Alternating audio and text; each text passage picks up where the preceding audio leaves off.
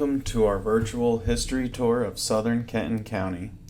This summer we are going to explore the history and stories of buildings, houses, and landmarks south of Interstate 275. Every other Wednesday we'll post a new video highlighting an important location in Southern Kenton County.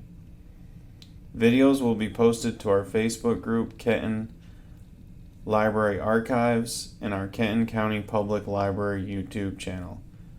We'll also have a special tour-related post on our Instagram account, Kenton Library Archives.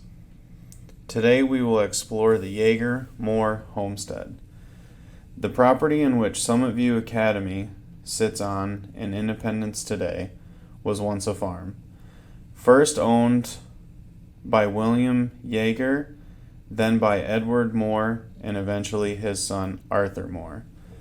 In 1896, William Yeager purchased 52 acres from his father-in-law, John Saunderson. Then in 1899, he purchased 5.5 acres from John Story. Then the last purchase came in 1900, where he purchased 7 acres from various sellers, which brought the total property to 64.5 acres. During his ownership of the land, he built a house in 1915, a barn in 1915, and another barn in 1920. While the land was prepared and the home was being built, census records show William, his wife, their 2 kids, his father-in-law, and also his sister-in-law living in another house in Independence. When the house was built, census records showed just William and his wife Sarah living in the new house. There is no documentation of what the Yeagers farm, but upon his passing in 1934, the inventory done showed he only had 1 cow and 12 chickens. The crops had already been harvested, so those were not part of the inventory done in order to sell the land. During his time, corn, hay, and tobacco were the 3 most farmed crops in Kentucky.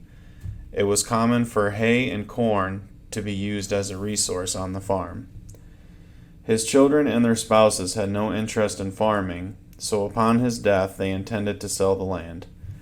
In 1936, the property was sold to Edward Mohr. Prior to buying the Yeager property, Edward Mohr and his family had a retail ice business on Glenway Ave in Covington. He expanded the farm's operations immediately. Upon purchasing the land, he added a milk house, a chicken house, and a corn crib.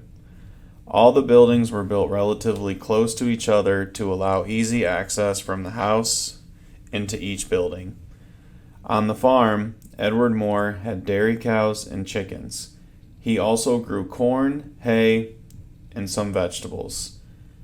The farm sold tomato seedlings, chicken eggs, and various vegetables, and most likely some kind of dairy product as well, considering that he had built a milk house.